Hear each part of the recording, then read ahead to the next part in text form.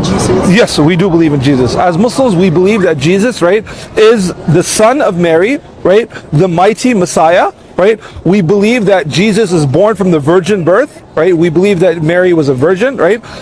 But we do not believe Jesus is God. We do not believe that, we believe Jesus was sent by God. We do not believe Jesus is God himself. Also, we do believe in the second coming as well. Okay. We believe Jesus is going to come back again, but we do not believe Jesus was crucified. Okay. We do not believe in the crucifixion of Jesus.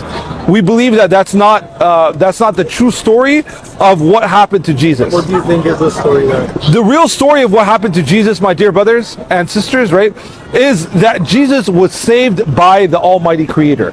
That the Almighty Creator made a promise to Mary, right, which is the mother of Jesus, that no one would harm your child, right? That no one will harm your child, no matter how much they try. I'll ask you a question. If Almighty God makes a promise, right? Does Almighty God keep his promise? Yes. Right? If Almighty God says no one, what's your name again? Luis. If Almighty God says no one could harm Luis, can I try to harm you? No, right?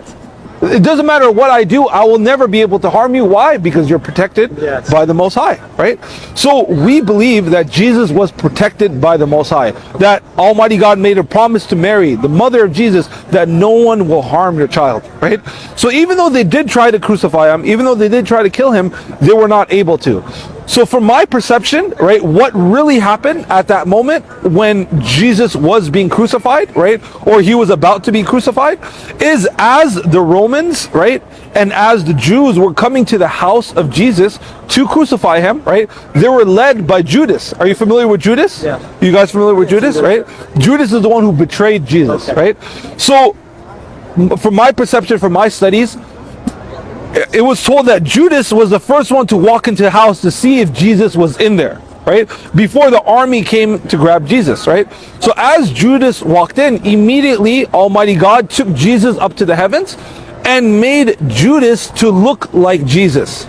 And then when the Romans and the Jews came in the house, they saw Judas, which appeared to look like Jesus, and they crucified him instead.